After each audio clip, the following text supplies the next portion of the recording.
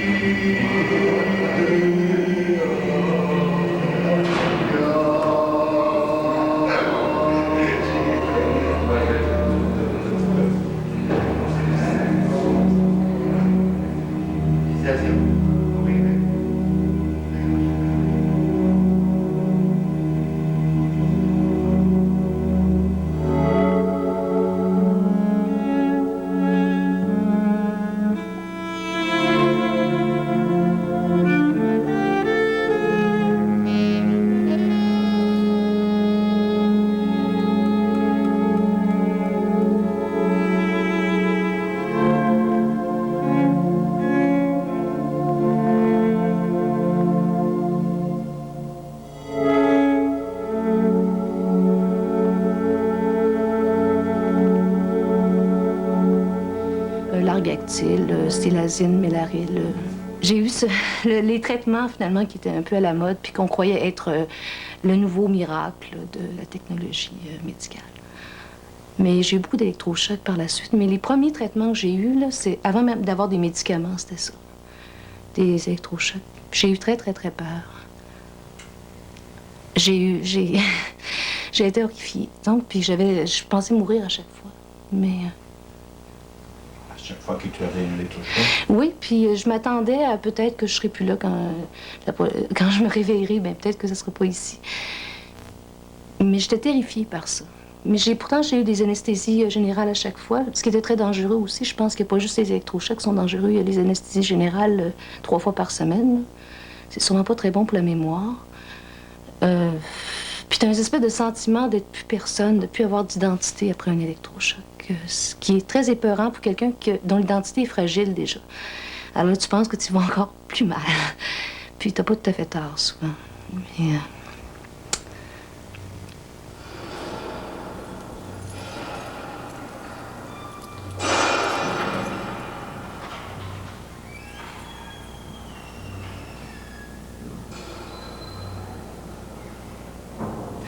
Je pense que c'est plus facile d'endormir la souffrance que de la regarder en face, puis même de penser peut-être que t'as une part dans cette souffrance-là, finalement, surtout dans une famille. C'est drôle de voir comme... mais j'ai vu ça par la suite aussi, pas juste dans ma famille, mais à quel point tous les autres membres de la famille veulent que la personne soit sur le lithium. Ils veulent très, très fort. Je pense qu'il y a une espèce de peur que ça t'arrive à toi aussi, après. Donc, les gens insistent beaucoup pour que la personne prenne ses médicaments. D'ailleurs, dès que tu n'es pas d'accord avec quelque chose, tu dis, bon, non, je ne veux pas faire ça, ou je suis pas d'accord avec ça, on dit tout de suite, as-tu pris tes médicaments? Mais c'est automatique, c'est presque comique à un moment donné, mais sauf que c'est très... ça donne un sentiment d'impuissance, tu n'as pas le droit à tes émotions.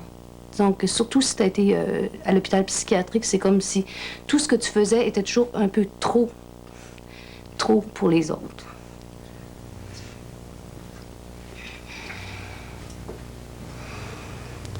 Tu sors de l'hôpital, puis t'as très peur. Ben, c'est les gens qui sont dehors, hein, qui t'ont mis en dedans. Alors souvent, quand tu retournes dans le milieu qui t'a finalement mis là, ben, évidemment, t'as toujours peur d'être rejeté, tu voudrais faire tout pour leur plaire et tout ça, mais toi, là-dedans, finalement, tu t'oublies complètement. Puis, t'as toujours la crainte qu'ils te retournent là-bas.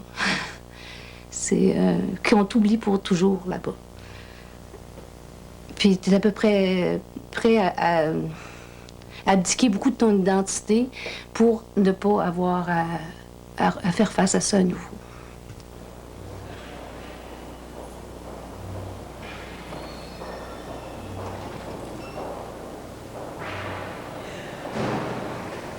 Mais ce que je trouvais le pire, c'est pas tellement la violence, ça c'était quotidien.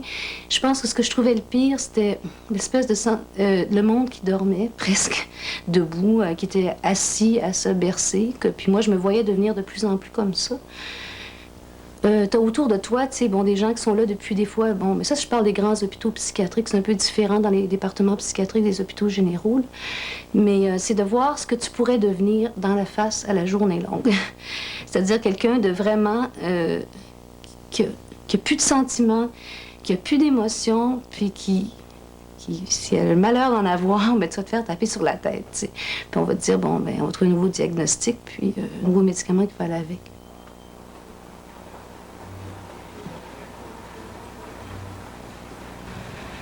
Je me souviens d'une fois que j'avais vraiment envie de me faire remarquer, là, parce que ça fait 6 mois que j'étais là, puis j'avais l'impression qu'on avait complètement oublié, puis ce qui n'était pas tout à fait fou, là. Ils ne savaient pas trop quoi faire avec moi, alors ils me gardaient, puis parce que mes parents ne voulaient plus de moi. Puis personne ne me disait rien, évidemment. Ça, moi, que mes parents ne voulaient plus m'avoir, puis qui était la raison que je restais dans cet hôpital-là, moi, je ne le savais pas. Ils ne voulaient pas me le dire, ils pensaient que c'était trop dur à prendre, mais je pense que c'est bien plus dur à prendre que d'être là puis pas savoir ce qui allait m'arriver si j'allais rester là pour le restant de mes jours. D'ailleurs, ça a duré 9 mois cette fois.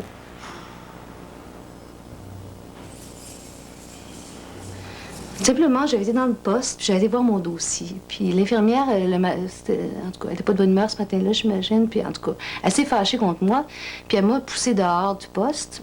Puis il y a un monsieur qui était là, qui était toujours après moi, puis qui essayait toujours de me j'ai pas, en tout cas, un petit monsieur, je m'en souviens, c'était sûrement pas vraiment de sa faute, mais il a essayé de me coincer. Puis là, ben, je me suis fâchée contre lui, je l'ai poussé, tu sais. Bon, je voulais pas qu'il me touche. Puis là, ben, ils m'ont mis en cellule pour 3 jours. Puis aussi, une autre fois, c'est que j'ai reçu mes cadeaux de Noël dans un sac de vidange vert. Je devais sortir à Noël dans ma famille, puis finalement, ce qu'ils ont trouvé à faire, c'est m'envoyer mes cadeaux de Noël, qui étaient des très beaux cadeaux de Noël, mais dans un sac vert, sans un mot, rien. Alors évidemment, j'ai pété une crise épouvantable. Là, je me sentais vraiment comme, tu sais, comme une vidange, comme une poubelle, tu sais.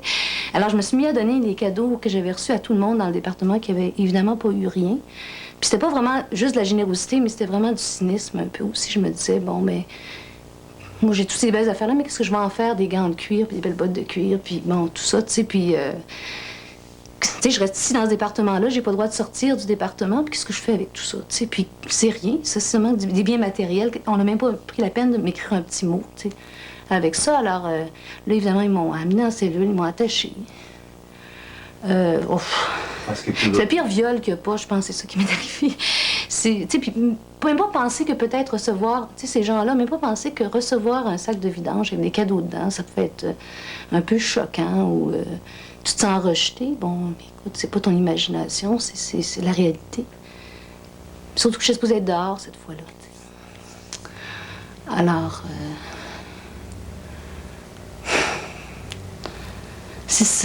puis aussi d'attendre les visites, là, regarder par la porte barrée, les ascenseurs monter puis descendre pendant des heures. Là.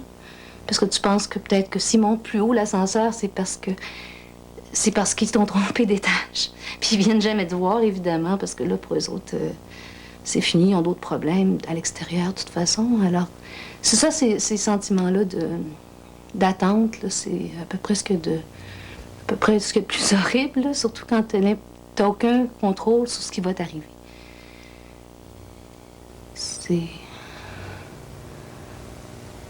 Je souhaite pas ça à personne, c'est pour ça que je ferais n'importe quoi pour que ça arrive à personne, c'est trop horrible.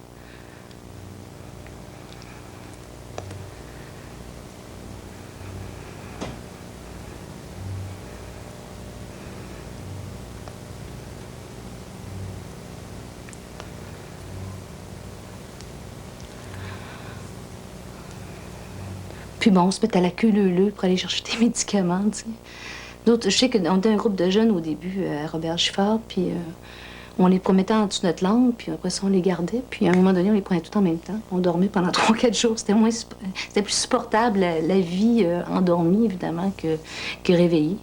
Ou bien on les jetait carrément aux poubelles, mais quand ils s'en aperçoivent, évidemment, ils donnent des injections. Alors, ils prennent pas la peine de demander pourquoi est-ce que vous faites ça, pourquoi est-ce que, bon, vous voulez pas prendre vos médicaments, pour quelle raison. Mais quand t'as l'air T'as l'air tellement fou avec ces médicaments-là, t'as pas envie d'avoir l'air de ça en plus d'être angoissé, tu sais. Puis en plus de pas avoir de moyens d'agir sur ton angoisse, parce qu'évidemment, t'as pas de moyens d'agir quand t'es bourré de médicaments. Je veux dire, en tout cas, pour moi, c'était ça. Je dis pas que les médicaments, c'est bon, rien, mais je dis que ça te donne... Je l'ai trop longtemps, en tout cas. Je l'ai pendant 6 ans, je trouve ça un peu long, tu sais. Quand c'est un choix, là... mais quand c'est pas un choix, c'est pas drôle.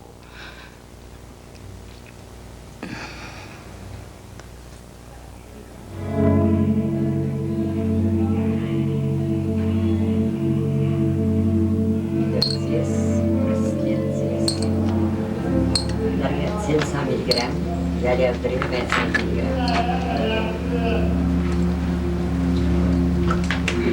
Le rigole, 2 mg.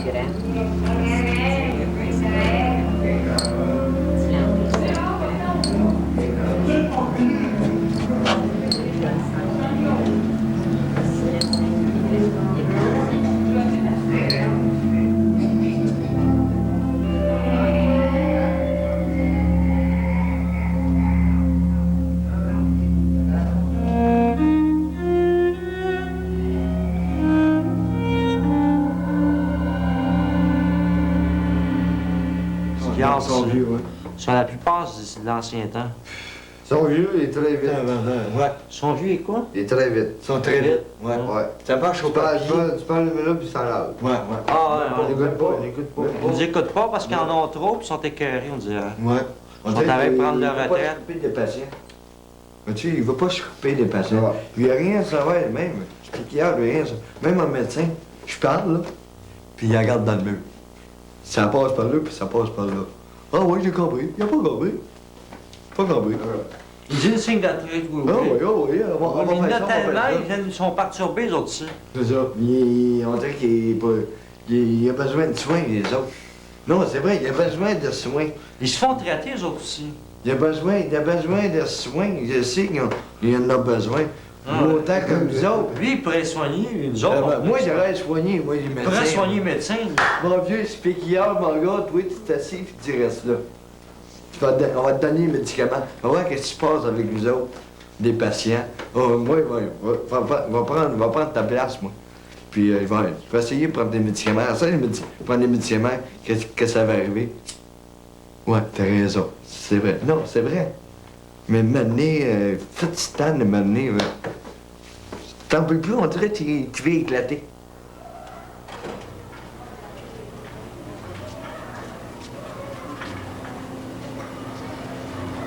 On est 40, nous autres. 40. Il y a des gars et des femmes. Des Italiens et des Français. Ça chicane là-dedans. Tu vois ça, toi? Ça restera pas longtemps, là. Moi, je viens fou, quand je suis là. Avant, j'en prenais un médicament, j'en prends pas. J'en prends plus. Fait que ça, je me sens trop malade avec ça. Je suis tellement trop pogné avec ça. Trop gelé, même au gymnase. J'étais couché à terre. J'ai de la toi. Des piqûres, c'était pareil. Je m'assisais, là. C'est vrai, ça sent drôle. C'est une petite poignée dans la tête, là. Là, j'en prends plus, je me sens bien. Quand le docteur, il dit rien quand j'en prends pas. Avant, j'en prenais, hey, je prends pas tes médicaments, je m'appelle ça plus fort. Une année, j'ai pas pris mes médicaments. Là, en mets-toi la jaquette. J'ai resté 24 heures sur 24 dans la salle, sans sortir, je parlais pas à personne. J'ai pris une chaise, je l'ai garoché. Je me sentais trop nerveux. J'avais besoin de quelqu'un à parler.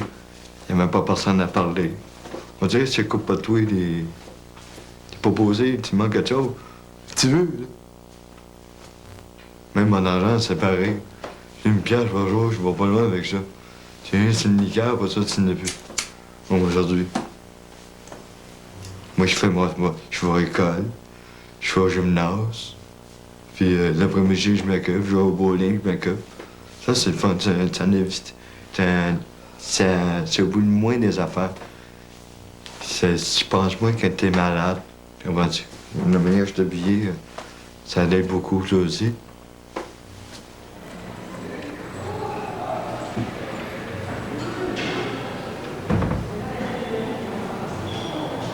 Mes amis, j'en ai presque pas. C'est comme si on les perdait quand on rentrait ici. Et puis nous revoir, ils disent, ben celui, lui, ben, c'est il est malade, il est fou. C'est tout ce que j'ai à dire. Mais est-ce que tu as l'impression que les gens ont peur de toi? Parce que tu dis ça. Non, parce que je leur demande qu'ils viennent me voir un peu. Ils sont pressés, ils sont occupés. J'ai pas le temps, je vais essayer.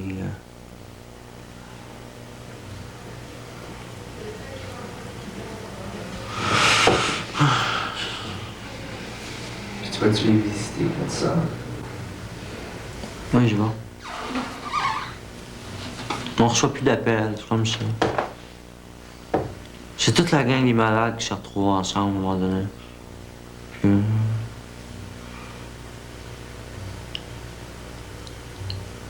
Comme la vie. Depuis 80, depuis 84, je connais. Quand je l'ai connu, en 84, je l'ai connu à Laurence. Puis il était pas mal agressif. Puis moi tout. On s'est connus de même. Plus qu'on s'est connus, plus qu'on s'est aimés.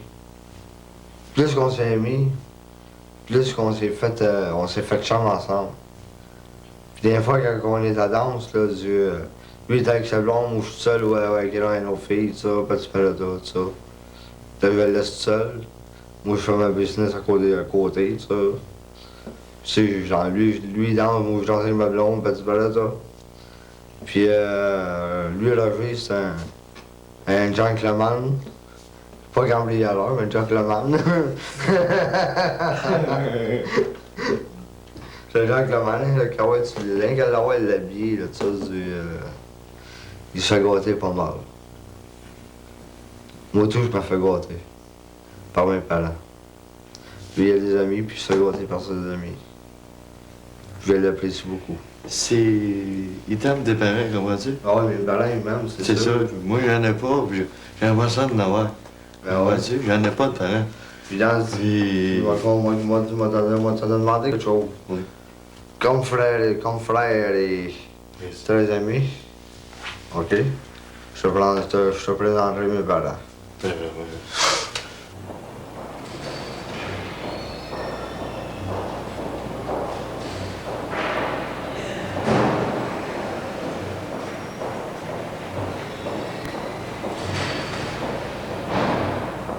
Ce que j'aimerais faire, ben, c'est ce que j'entends faire avec ma vie. Dis-le donc pour moi. C'est pas toi, c'est lui qui pense pour moi.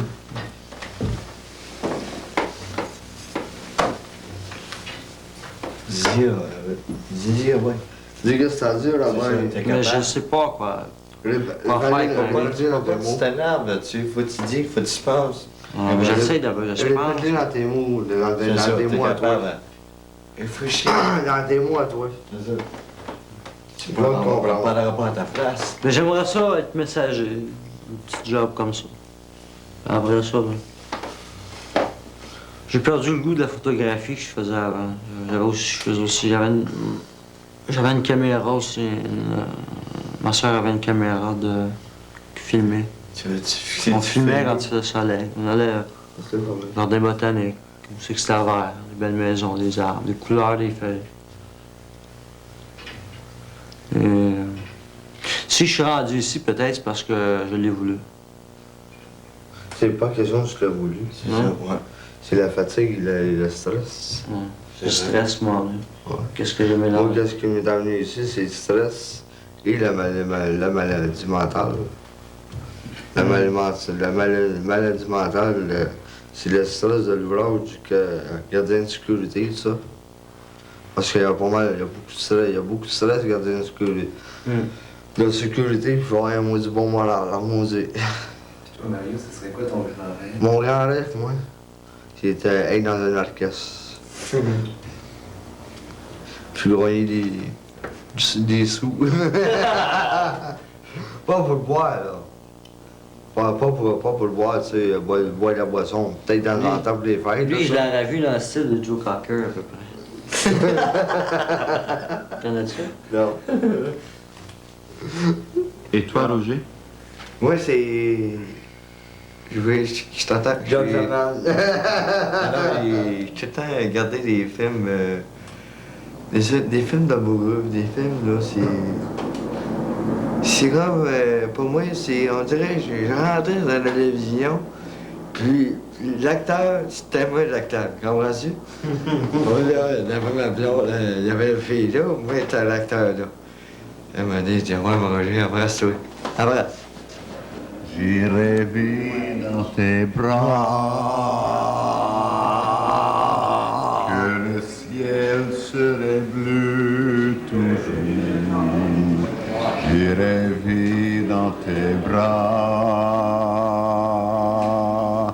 que la nuit suspendait son cou. J'ai rêvé dans tes bras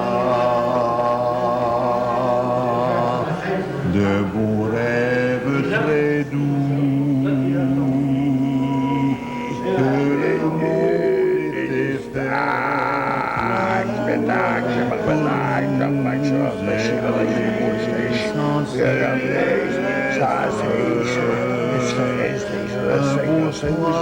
J'ai rêvé tout ça dans le creux de tes bras.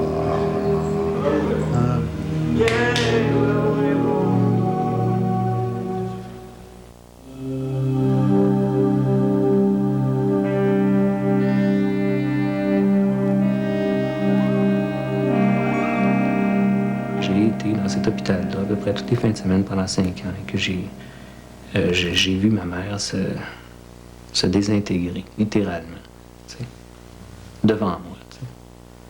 Et puis que ça m'a fait extrêmement mal. Tu sais,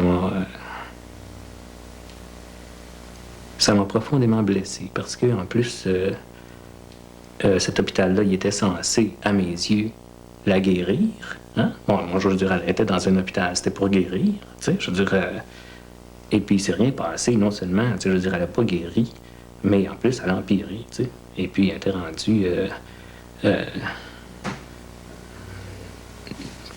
est toujours restée très, très lucide, tu sais, mais physiquement, tu sais, il y arrivait des choses physiquement, tu sais, je veux dire, qui étaient dégueulasses, tu sais, je veux dire, une sorte de... Je sais pas ce qu'il y avait, tu sais, je veux dire, mais... elle devenait de plus en plus comme toutes les autres, tu sais, je veux dire, que moi je trouvais très laid, tu sais, que moi je trouvais affreux, tu sais, elle était rendue comme ça, ni plus ni moins. Elle s'était normalisée, tu sais, par rapport à tout le monde. Après ça, d'ailleurs, j'ai complètement oublié ça. J'ai fait comme si c'était jamais arrivé, tu sais.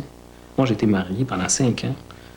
Mais je te garantis que j'en ai jamais parlé à ma femme de ça. Je pense que j'y avais dit, je me souviens pas exactement de ce que j'avais dit, mais je pense que j'ai dit à ma femme, ma propre femme, OK? que ma mère était morte. Tout simplement.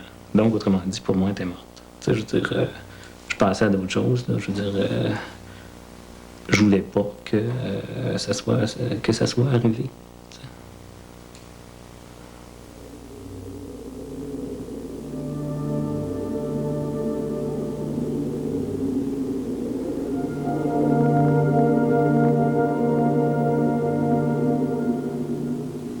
Je me souviens d'y avoir dit, genre, qu'elle m'avait démoli, tu sais, qu'elle avait vraiment tout fait pour me démolir et puis que j'étais pas capable de m'en sortir, que ça faisait 17 ans que j'essayais de m'en sortir puis que j'étais pas capable de m'en sortir de cette histoire-là. Et puis, je l'accusais, si tu veux. Je l'accusais de m'avoir fait ça personnellement parce que je sais pas exactement pourquoi, mais on a toujours tendance à accuser le monde qui sont malades. T'sais, à leur dire que c'est de leur faute s'ils sont malades, et en plus que c'est de leur faute s'ils nous font du trouble parce qu'ils sont malades. Mais j'avais l'impression que si je disais ça, c'était pour me faire du bien à moi. C'était pour, genre, me soulager. Genre, comme, si tu veux, un règlement de compte. Si on était pour régler nos comptes, et que après ça, moi,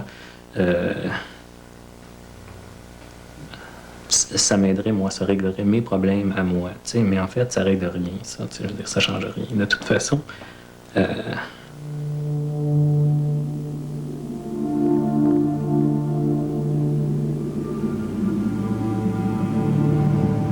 je me dis effectivement que peut-être que si elle mourait, ça serait peut-être mieux pour moi.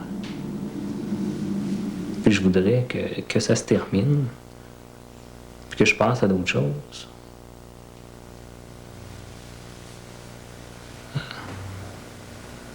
Je me dis que si elle était morte, peut-être qu'effectivement, ça serait ça, mais en réalité, je pense que non, tu sais, parce que on est pris, on est toujours, moi je veux toujours être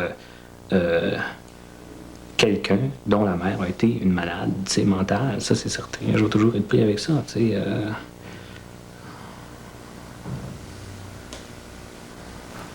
Même si maintenant, ce qui est très bien, c'est qu'il n'y a plus aucun blâme social, tu sais, ou en tout cas, c'est beaucoup moins fort, là. Ça te reste, tu sais. Ce qui arrive, c'est qu'on ne comprend pas, au fond. On n'est pas capable de comprendre la souffrance, on n'est pas capable de comprendre la maladie. On se dit que ça ne devrait pas exister. C'est ça, hein?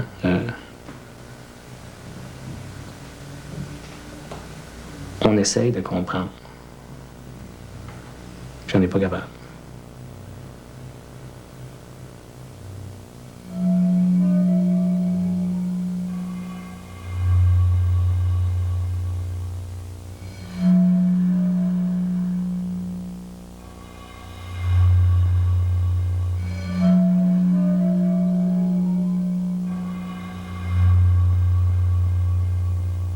Une des dernières fois où j'ai été la voir, justement, j'étais dans l'espèce de restaurant qu'il y a dans l'hôpital. Et puis, c'est ça, j'étais en train de causer avec elle. Puis un bonhomme, un des patients qui était là, qui me regarde et puis genre qui me demande écoute, tu l'aimes-tu ta mère? Tu l'aimes-tu elle? Tu sais, tu l'aimes-tu elle? Elle savait pas que c'était ma mère, tu sais. Fait que là, moi, bien naturellement, j'ai dit ben oui. Ben oui, je l'aime, tu sais. C'est évident que je l'aime. Puis ça m'a surpris de répondre ça aussi spontanément, tu sais. Comme quoi, tu sais, j'avais jamais arrêté de l'aimer.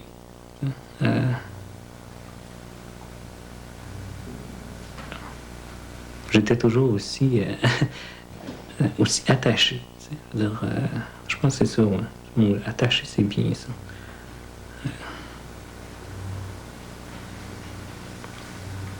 Disons que là, à ce moment-là, j'avais genre compris qu'elle n'était pas pour être pour guérir ou qu'elle était toujours pour rester là, tu sais. Et puis que je me disais, bon, ben, je vais m'en occuper dans ces circonstances-là, tu sais. Mais même ça, je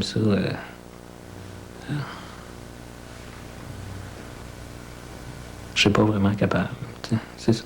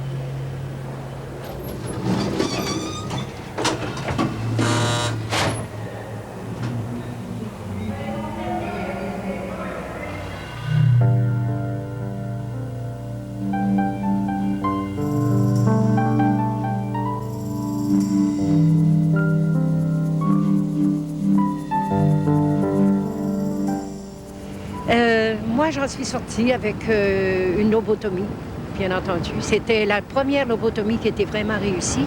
C'est Jean Sirois, le grand neurochirurgien, qui a pratiqué la lobotomie sur Alice Lowe. Et puis à ce moment-là, vous savez, on n'était pas endormis pour les électrochocs. C'était à froid. C'était atroce de voir ces malades. On était réunis dans une salle attendant notre électrochoc, pardon. J'ai bien dit. Et puis on criait. C'était horrible ces scènes à voir. Et puis on avait peur.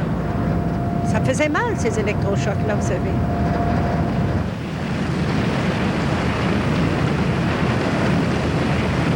Mais moi, je le regrette pas. Vous avez jamais vu des abus pendant que vous étiez à Saint-Michel-Archange? Ah, mon Dieu, oui.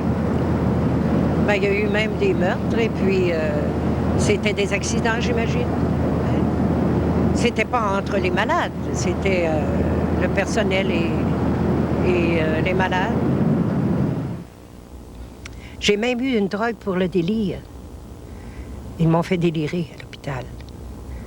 C'était nécessaire, j'imagine.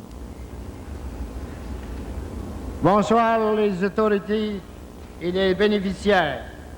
Il nous fait plaisir à l'occasion de cette fête organisée par les bénéficiaires d'accueillir parmi nous une grande artiste internationale dans la personne d'Alice Robbie.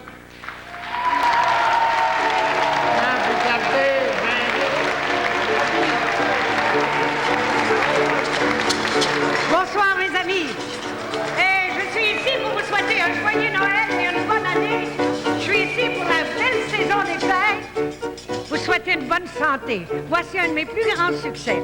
Brésil. Oui, je me souviendrai toujours de cette belle nuit d'amour. Bonheur divin, toujours trop court. Tout bas, tu m'as dit je t'aime, oui.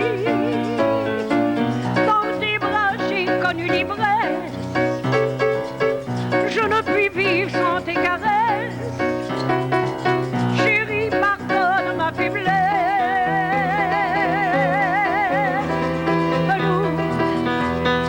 Nous retrouverons sous le ciel bleu des beaux jours seuls tous les deux. Désormais nous vivrons heureux. Brésil, je reviendrai. Brésil.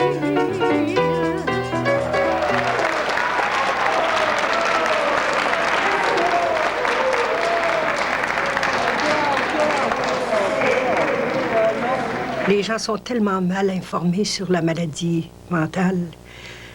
Parce que lorsqu'on est malade mentalement, qu'on fait des dépressions, mais des vraies grosses dépressions, on voudrait tellement revenir en santé.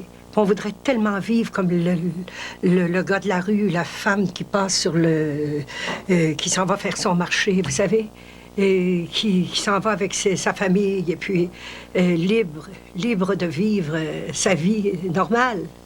Mais les gens croient qu'on souffre pas, qu'on s'en aperçoit pas. C'est pas vrai. On s'en aperçoit.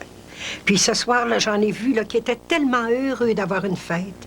Parce que durant les 5 années que j'ai vécues ici, j'ai jamais participé à une fête.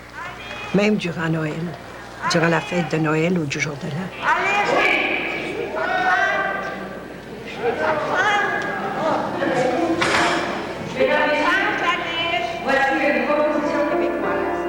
Cette composition est de François Bernard, qui s'est mérité le trophée Alice au Gala des artistes il y a 3 ans pour la meilleure composition québécoise. La vie, c'est fait de tout, c'est fait de rien, c'est la chanson du quotidien, c'est un sourire, c'est une larme. La vie, c'est un oiseau qui monte au ciel, c'est un orage, un arc-en-ciel, des yeux d'enfant qui vous désarment. La vie, c'est la montée d'un long chemin à faire à 2 mains dans la main jusqu'au grand soir où tout s'enflamme.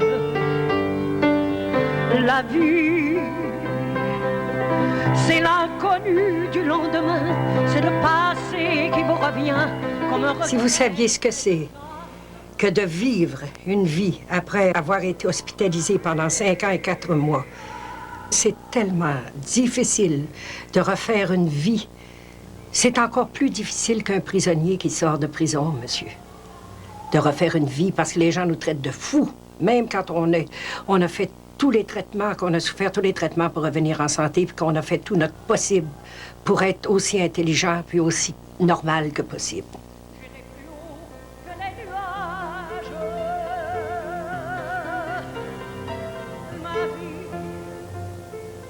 C'est la recherche du bonheur, c'est le pire, c'est le meilleur.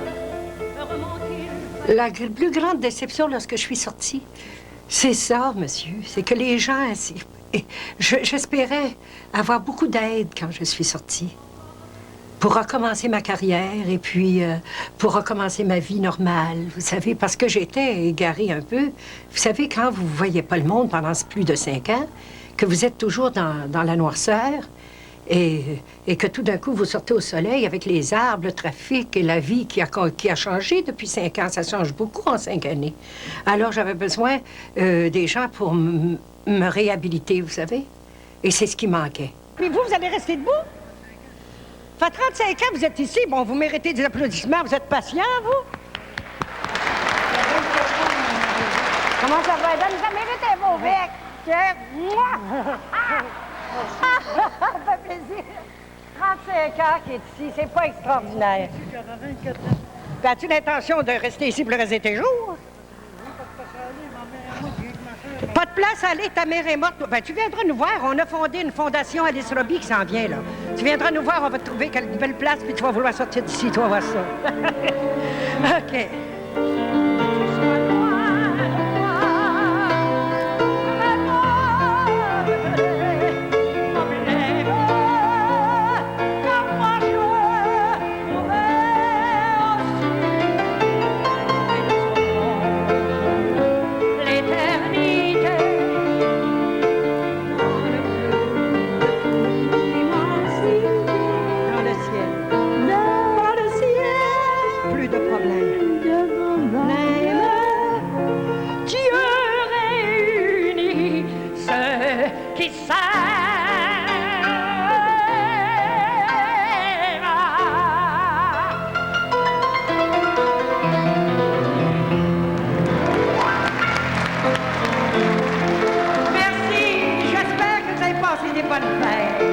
Est-ce que quelqu'un peut l'escorter, la madame, s'il vous plaît? Merci. Alors, joyeuse fête, tout le monde. Bonne saison des fêtes. Là, tout à l'heure, je vais venir me joindre à vous autres pour prendre les collations. OK? Oui, madame. Ça me fait plaisir. Merci, monsieur. Robert, ça me fait plaisir. Et voilà, merci. Je connais ce fait longtemps, moi, depuis l'âge de 13 ans. Mon Dieu, ça me fait plaisir. Au restaurant Monaco. Oui, pour M. Georges Tremblay. Ma mère s'appelait Rosette. Ma mère s'appelait Rosette. Ça fait bien de 071 309. 071 309.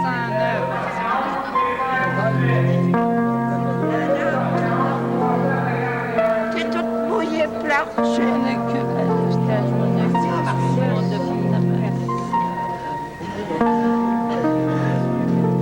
as-tu qu'à voir passer?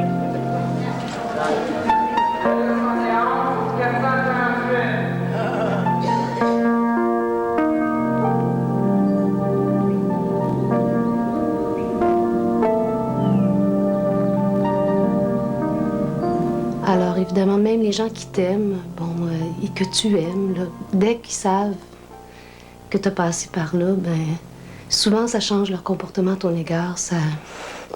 Tous les préjugés, finalement, qu'on pense qu'ils disparaissent parce qu'il y a de l'amour, là, entre guillemets, ou vraiment de l'amour, ça disparaît pas nécessairement quand ça concerne quelqu'un qui a vécu des épisodes de folie, disons, pour employer de maladie mentale, là, parce que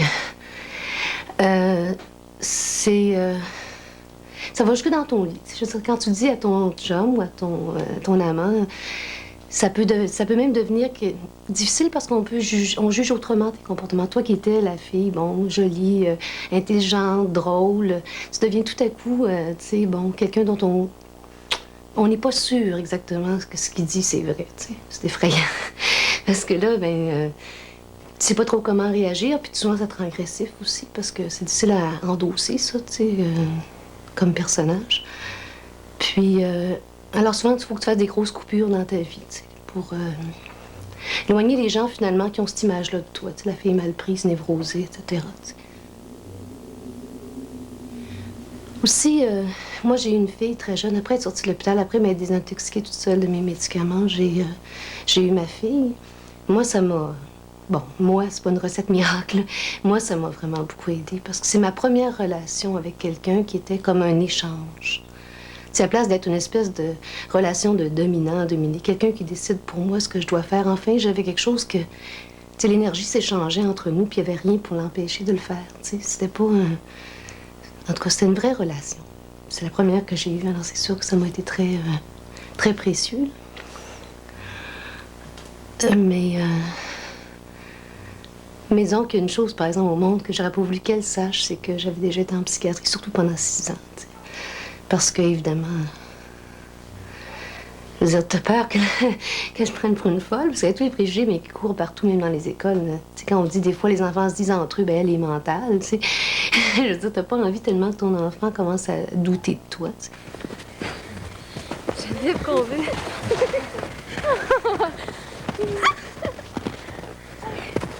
La chose la plus difficile, finalement, c'est de trouver comment le dire, et même juste de décider de le dire. Ça m'a pris, je me souviens, 3 ou 4 jours avant de me décider, puisque mes expériences passées avec ça, tu sais, de le dire à quelqu'un, c'était souvent retourné contre moi, finalement. Comme même quand on avait su que j'avais eu un dossier psychiatrique à l'hôpital, quand j'ai accouché de ma fille, il me l'a enlevé pendant 1 mois pour décider si j'étais capable de m'en occuper. Alors pour moi, c'était comme un très grand test. C'est quelque chose de très risqué que de lui dire, surtout qu'elle avait juste 8 ans. Mais je pense qu'avec les enfants, justement, ils sont beaucoup plus ouverts. Je veux dire que beaucoup d'adultes sont beaucoup moins imprégnés des préjugés. Puis il y a toujours cet amour aussi, jusqu'à un certain point inconditionnel entre une mère et son enfant aussi, qui fait que c'est... Je pense qu'au fond, finalement, j'ai choisi de faire la bonne chose plutôt qu'elle l'apprenne par d'autres ou, tu sais...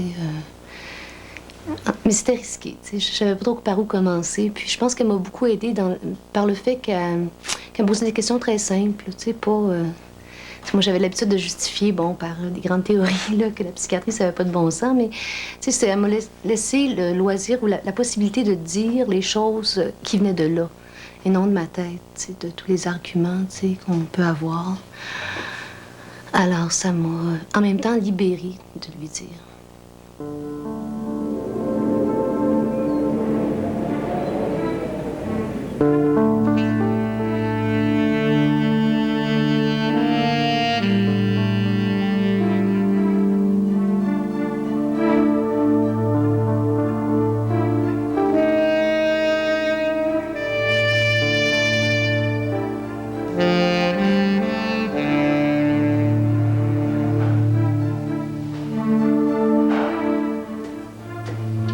J'ai passé 6 ans en psychiatrie.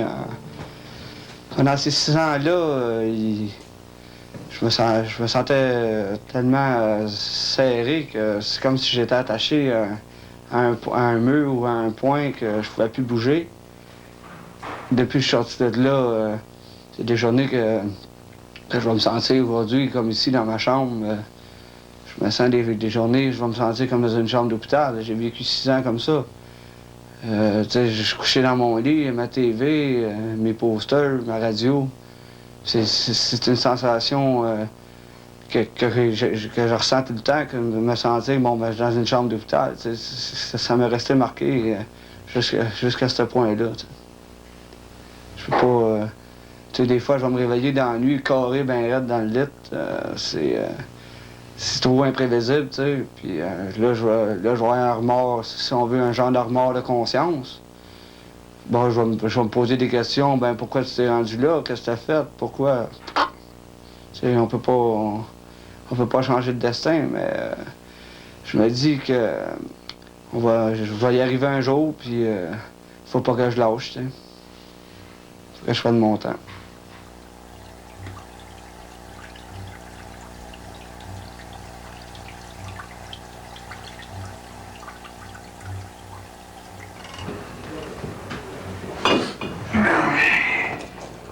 J'ai fait bien des places, si on veut. J'étais allé, fait Montréal, Longueuil, Saint-Jérôme, Gaspésie, Lac-Saint-Jean. C'est toutes des places de même que j'ai jamais resté bien longtemps. Oui, il y a un fait que j'avais fait un foyer à Saint-Jérôme. J'avais resté là 2 ans et demi. Ça, c'est un peu avant que j'entre en institut psychiatrique. La femme que je restais, en place de m'envoyer aux études, me faisait travailler pour son parterre, puis tout ça, tu sais. J'avais 10 ans, puis je me promenais avec des barouettes à ciment, plein de sable, plein de roches, plein de n'importe quoi. Puis j'ai trouvé ça bien dur, puis c'était dur sur mon moral, tu sais. Puis des jours quand je voulais pas travailler, mais j'étais frappé, puis ça m'a beaucoup marqué des points de main. Comment passes-tu une journée? Ben, je passe jamais une journée pareille. Je peux passer une journée que je parlerai pas à personne, je vais être tout seul dans ma chambre, je vais être couché dans mon lit, écouter la TV. Puis l'autre journée, je vais pouvoir, je vais partir, je vais dialoguer avec ben du monde, tu sais. Ben du monde que je connais pas. Je vais aller me promener dans le centre-ville, tu sais. Je vais aller parler à du monde, même si je les connais pas. C'est le fait de dialoguer qui est c'est un peu, je peux appeler ça un peu un moyen de défoulement. ça me défoule parce que je peux compter ce que j'ai sur le cœur, puis j'ai pas peur d'en parler. Tu sais.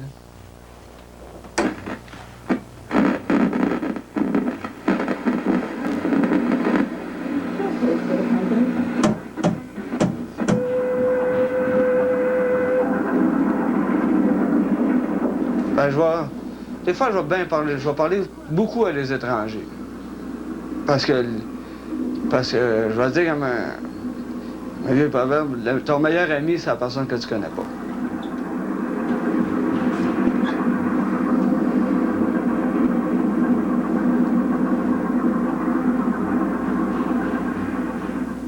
Accepter mes parents, c'est encore bien dur encore aujourd'hui. J'ai encore beaucoup de misère à dire, bon, ben, mes parents, c'est mes parents, puis je les accepte tels qu'ils sont. Mais j'ai pas l'esprit de dire, bon, ben, ça, c'est mes parents. Parce que dire que quand tu pars de 3 mois jusqu'à 20 ans, mais tu dis, si j'aurais eu mes parents, que je serais peut-être pas là aujourd'hui, tu sais. Que j'aurais pas été obligé de travailler à 10 ans, que j'aurais aujourd'hui toute ma scolarité, puis tout ça. Bien des fois, j'ai parlé avec mon père et ma mère. Il dit le pourquoi. Le pourquoi, il n'y en a pas. Je le sais pas moi-même. Parce que je suis pas capable de le savoir. Il n'y a pas de pourquoi. Si j'aurais. C'est ça qui me bloque. Parce que je ne sais pas pourquoi que ça s'est passé de même, tu sais. Qu'est-ce qui s'est passé, je ne sais pas. Tout ce que je sais, c'est que j'ai fait l'institution, j'ai fait des foyers, j'ai fait ça pendant 18 ans de temps. C'est ça que je sais. Puis aujourd'hui, encore aujourd'hui, des fois, j'appelle ma mère et je dis, bon, on va se rencontrer peut-être, quelque chose. Ah, ma mère est fatiguée, ou ben non, elle travaille, ou ben non, elle fait un double, ben non, elle est malade, ou elle est fatiguée. C'est toujours pareil. Je sais pas, tu sais, j'aimerais bien ça, une fois de temps en temps, dire, bon, ben, je m'assieds avec ma mère à une table, parler pendant un café. Avec ma mère, c'est impossible. Avec mon père, c'est possible, mais c'est beaucoup de... Ça prend beaucoup de compréhension, parce que ça lui prend même du temps à comprendre.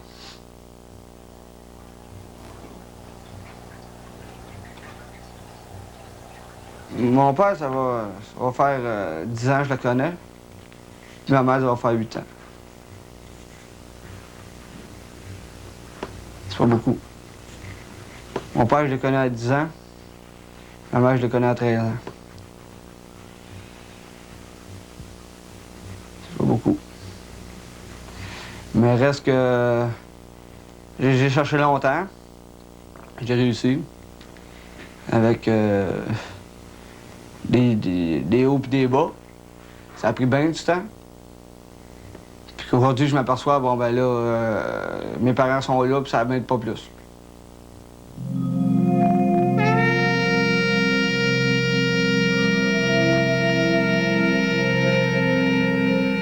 On est comme des esclaves.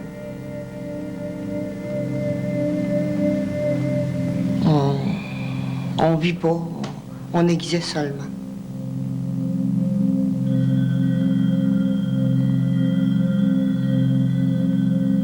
J'ai 2 enfants, puis quand ils viennent me voir, le monsieur qui est en charge de la maison, il check l'heure, il a hâte qu'il s'en aille. Puis je suis démunie, puis j'ai pas d'argent pour prendre un appartement. Parce que j'ai pas de meubles, j'ai pas rien.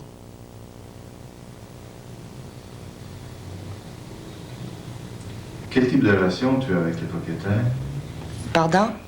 Quel type de... Est-ce que tu t'entends bien avec le propriétaire? Non. On m'entend pas bien. Comment est-ce que vous traites?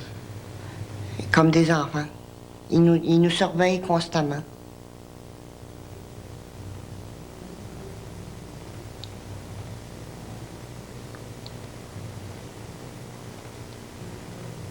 C'est quoi que tu trouves le plus dur à vivre dans une foyer d'accueil? Être obligé de vivre parmi ce monde-là, le monde qu'il y a là. On est 8, puis on est tassés, c'est pas grand, puis on se pile les pieds à l'autre.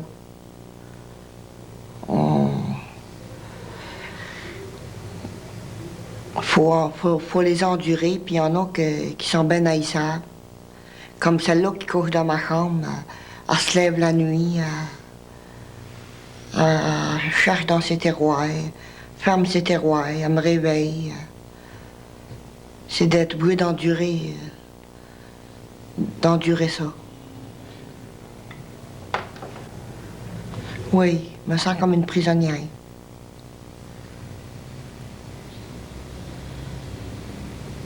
Qu'est-ce que tu veux dire? Ben, on n'a pas le droit de dire qu'est-ce qu'on pense. Sans ça, il va nous mettre dehors.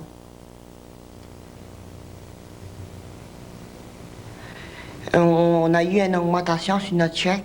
C'était supposé d'être à nous autres, puis ils l'ont gardé. Ils l'ont gardé pour eux autres. Puis nous autres, on est restés à 115 piastres par mois. Fait que vivre avec 115 piastres par mois, c'est pas vivable. Quand tu fumes, tu n'as même pas assez pour fumer. T'as ramènes scène, ça fait 1 pièce par jour. Fait qu'1 pièce par jour aujourd'hui, tu vas pas loin.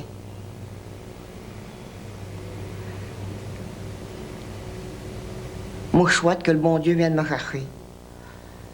J'étais croyante, puis mais j'ai toujours travaillé dans mon passé avant d'être malade. Puis j'ai toujours travaillé fort, puis j'ai toujours gagné mon argent, honnêtement. Puis depuis que j'ai été malade, c'est là que je fonctionne plus. Fait que je me dis, j'aime mieux mourir que finir mes jours comme ça. C'est tellement dur ces temps-ci. Oui. Tu ne vois pas aucun espoir? Non. Est-ce qu'il y a quelqu'un qui t'aide? Oui. J'ai ma travailleuse sociale, mais elle peut pas faire plus que me parler, puis elle n'est pas dans ma situation, moi.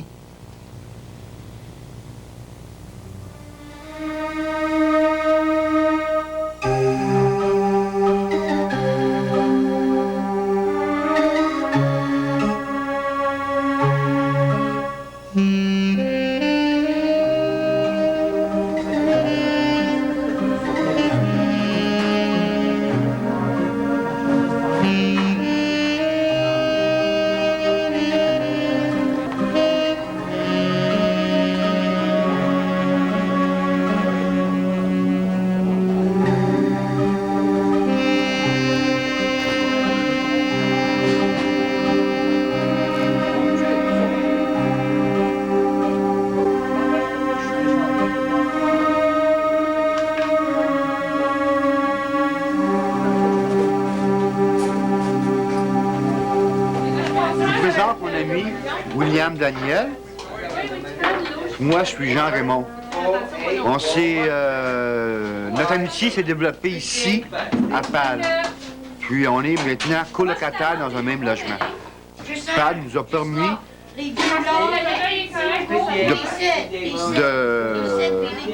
devenir des vrais chums. Good friends, you know? OK? Ouais. Et puis on vient souvent ici pour manger parce que la nourriture est bonne, c'est pas cher, on est assisté social. Par contre, on s'est impliqué dans un journal qui s'appelle La Voix de Pâle. C'est un journal qui exprime beaucoup les idées, c'est un journal ouvert à tous, OK? Et puis, William peut vous en parler parce que c'est un bon rapporteur dans le journal. Ouais, moi, je traite sur la philosophie en partie, sur ce qui peut concerner un peu l'ignorance des hommes, parce que l'ignorance des hommes, c'est de ne pas savoir ce qu'on devrait savoir ou encore ignorer ce qu'on devrait savoir. C'est que l'ignorance, en partie, c'est que si on ne serait pas ignorant, on ne pourrait pas être intelligent. Moi, je traite là-dessus pas mal, sur la philosophie. Et je peux dire que ce qui me parle pour moi, c'est que c'est un désennui, qu'à la maison, des fois, on tourne en rond, mais à Pâle, on peut rencontrer des amis, puis on peut mieux s'exprimer, je sais pas. C'est plus dur, on va dire, rester tout le temps coincé tout seul. C'est officiel que tu deviens comme... ça marche plus l'affaire, tu sais, mais à Pâle, là, on apprend à mieux s'ouvrir. C'est comme ça, je pourrais le dire. Puis, de plus, moi, je fais une psychose paranoïde Et puis, je me sens pas malade ici parce que je me sens en sécurité par l'amour qui se dégage du personnel. Le personnel nous donne des becs sur les joues. Quand on quitte le soir, si on leur offre un bec sur la joue. Tu sais, le personnel féminin, là, puis même le personnel masculin, je pense qu'ils accepteraient ça aussi, une accolade. Ils sont très chaleureux. Et puis, ça favorise ma guérison. Et puis là, justement, je me suis... par quelqu'un qui vient à Pâle, là, nommé M. Tony, je n'aimerais pas son nom de famille. Il fréquente Pâle, il m'a parlé de m'inscrire à un cours de la CECM pour apprendre un métier, parce que j'ai pas de métier, je suis laveur de vaisselle. Mais là, j'ai quitté mon emploi, mais je suis inscrit à un cours pour apprendre la poterie artisanale industrielle. Comme ça, je vais avoir un métier. Je suis rendu à 34 ans, puis il est temps que je fasse quelque chose.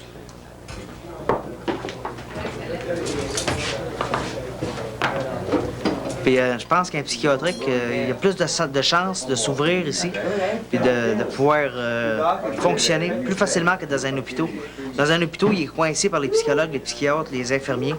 Et, il se voit réellement malade, tandis qu'ici, il voit qu'il y a une chance de guérir. Je vous aime tous, puis ceux qui me voient sur vidéo, merci. On est tous semblables. OK.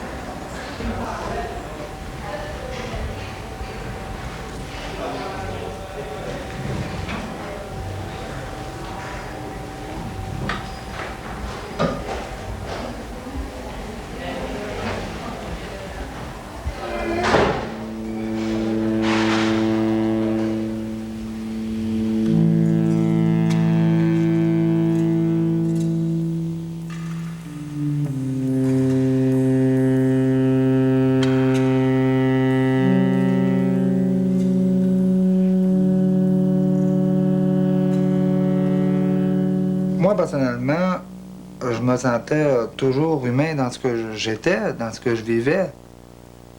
Mais la loi te disait, dans le fond, s'il y avait une loi dans ce sens-là, t'es pas tout à fait une personne humaine. T'es quelque chose comme un objet. Un objet d'indifférence, un objet qui ne mérite même pas de vivre, dans le fond. C'est un objet qui doit être normalisé. Moi, en tout cas, il me semble que j'ai appris à m'apprivoiser comme une personne humaine, parce qu'au départ, j'étais une personne humaine, et que je le suis encore aujourd'hui, remarque. Mais je demeure toujours dans l'impression que je vis encore dans l'exil. Parce que tant ce longtemps qu'on va inventer des méthodes d'intervention thérapeutique, qu'on va toujours agir en fonction de ça, bien moi, je me sens drôlement impliqué dans ça. En tant qu'ex-bénéficiaire, puis peut-être aussi même en tant qu'intervenant à l'heure actuelle. C'est un discours qui risque de choquer un peu le milieu institutionnel. Qui est un milieu, le milieu institutionnel, ça n'existe pas comme tel, c'est juste au niveau de la brique, là. Mais le milieu institutionnel, je pense, ça se vit dans la tête.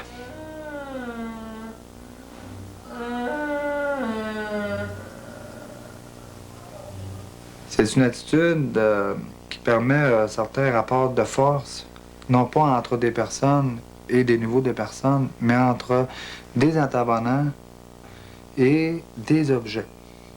Et je me demande si, dans cette attitude-là, il n'y a pas cette peur de rencontre avec soi-même quand on est intervenant. En tout cas, moi, je sens beaucoup ça. Parce que les rapports de relation ne s'établissent pas. Je m'en viens travailler pour sortir à 11h30. Je viens faire un chiffre. C'est probablement bien correct, dans le fond. Il rentre dans une usine, dans le fond. Tu as l'idée d'usine dans ça. Puis tu as des spécialistes qui ont à faire des choses dans cette usine-là. Mais en attendant, moi je dirais pas que c'est une usine. C'est un lieu d'habitation où il y a des êtres humains qui habitent ce lieu-là. Des êtres humains qui cherchent, dans le fond, à dépasser leur propre exil, on peut dire. Leur propre lieu d'habitation.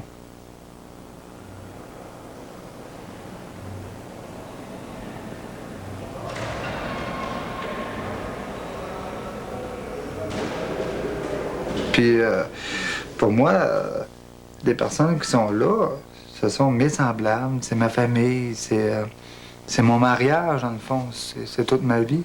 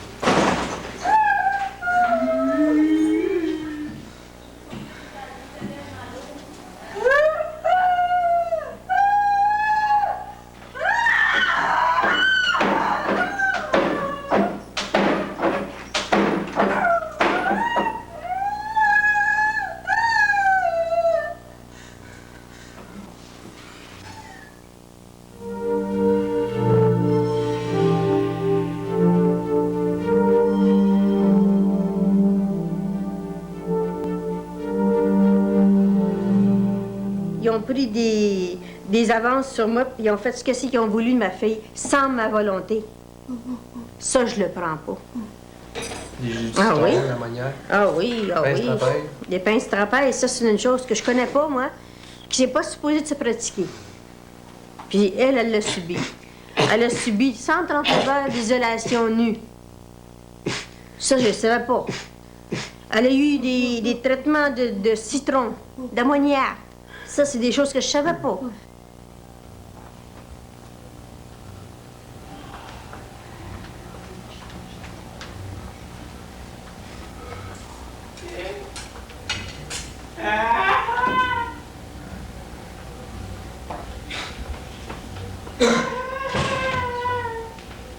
Elle a été placée sans que je le veuille, forcée par rapport à la mort de mon mari, mais parce que ma fille, je ne l'aurais jamais laissée à personne.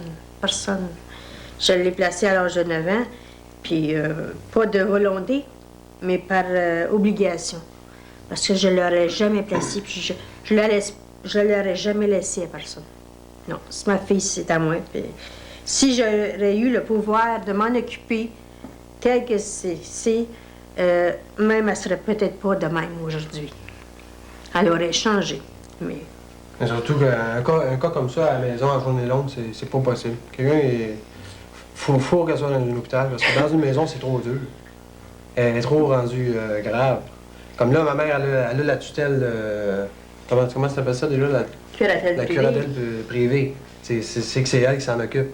Puis on va faire changer les papiers à un moment donné, parce que ma mère, à un moment donné, elle va décéder. Puis si personne prend sa curatelle, ben ça va retourner à l'hôpital. Moi, je vais la prendre après, sa curatelle à elle. Quand ma mère décédera un jour, ben je vais m'occuper d'elle jusqu'à temps que je puisse. Parce que si moi, je la prends pas, je sais que mes frères et mes sœurs, ils la prendront pas. Ou ils vont la prendre, puis ils vont la délaisser après. Parce que c'est trop d'ouvrage. Ça demande beaucoup. Mais toi, Michel, pourquoi tu vas la prendre? Parce que c'est ma sœur. Je l'aime, ma sœur, puis je suis rendu tellement habitué, là, puis que je sais que si je la laisserais, j'imagine qu'est-ce qui se passerait là-bas, commencer. Il y en a des enfants là-bas qui n'ont pas de parents, ils n'ont pas personne qui s'occupe d'eux autres, puis j'essaie de me mettre dans sa peau à elle, puis elle, quand elle nous voit, elle est contente. Elle se dit, il y a quelqu'un qui vient me voir ces affaires-là. Mais là-bas, des enfants, il y en a qui... Il n'y a pas personne qui va y voir. J'imagine qu'être elle, je serais peut-être bien malheureux, je sais pas. Si c'est le même que je vois ça, c'est pour ça que je prendrais la curatelle de cet enfant-là.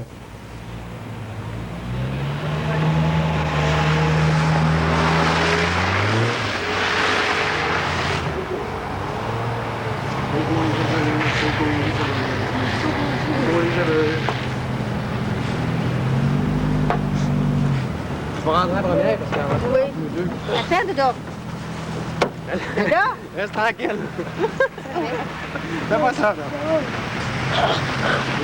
Tu vas aller chez le coiffeur si t'es gentil. Go. OK? Coupez court les cheveux. Il va te les couper court. Si t'es gentil, si t'es pas gentil, tu n'iras pas chez quoi. Non. Bon, OK? Sois gentil.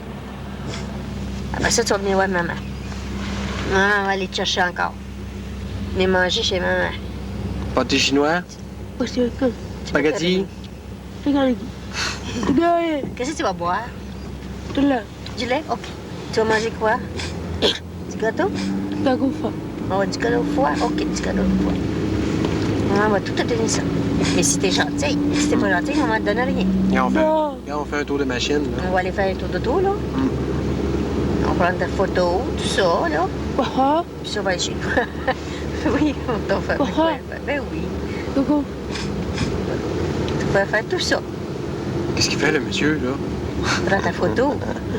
Coiffeur. Ben oui. Coiffeur. Coiffeur. Go. En haut des oreilles, ici. Hein? En haut des oreilles. En haut des oreilles. Ça, une bonne affaire. Linda, bonne fête, Linda. Bonne fête, da. On souffle les chandelles. Oh, c'est beau. Je l'ai gagné. Tu l'as gagné? J'ai gagné. T'as gagné? Es-tu content? Wow.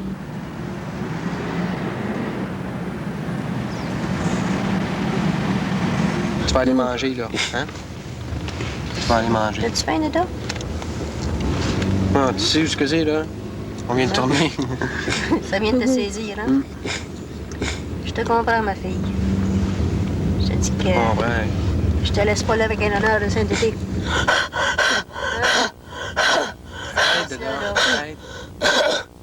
C'est pas un cadeau. Maman te comprend.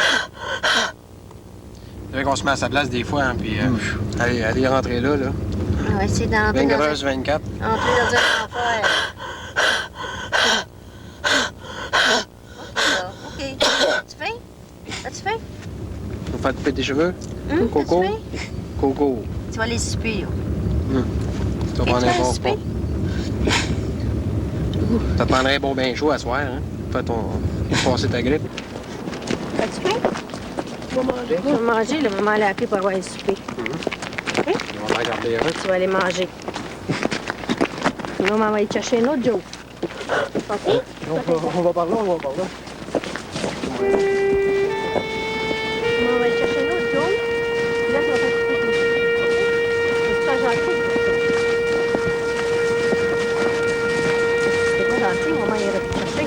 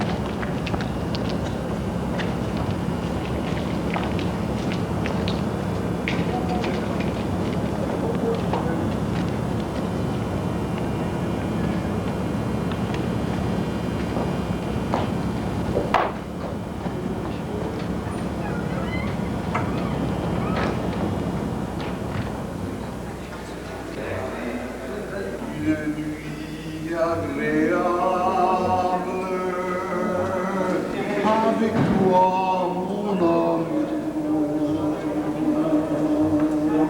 sous le ciel des arcades, je veux t'aimer toujours.